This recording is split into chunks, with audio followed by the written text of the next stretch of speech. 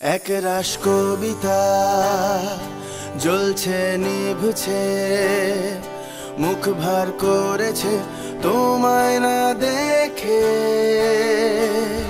Nostalgia বলতে প্রথমেই যেটা মনে পড়ে, বেশিরভাগ সময় স্কুল ভীষণ রকমভাবে, এবং যা যা করতে চেয়েছিলাম, ক্রিকেটটা খেলতে চেয়েছিলাম, খেলতে পারিনি।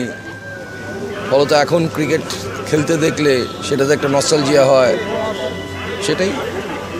কলেজ, পোকার রক, পাড়া, ক্লাস বাঙ্ক করে নন্দনের এখানে বসে থাকা। এখনো হ্যাঁ Obviously. তাই করছি obviously. Living in the nostalgia actually এরকম ব্যাপারটা হচ্ছে। আর এরকমই তো বোঝায়। অ্যাকচুয়ালি নস্টালজিয়া বলতে এগুলোই মনে পড়ে যে ও হ্যাঁ, আমার কাছে নস্টালজিয়া কী হবে, lake, Dhakuria lake, it's a big nostalgia. Dakshinapan lake for me, আমার তো Dakshinapan. From school to college, even now lake is big thing. Dhakuria lake, big nostalgia. আমার কাছে নস্টালজিয়া বাস, বাসে যে যাতায়াত করছি রোজকার দিনে, সেটা আমার কাছে নস্টালজিয়া। এবং সেটা আমার জীবনে এসেছে থিয়েটার করতে এসে। আমি যেহেতু একজন থিয়েটার কর্মী, সেখান থেকে বাসের সঙ্গে ওতপ্রোত যুক্ত হওয়াটা আমার কাছে একটা বড় পাওনা।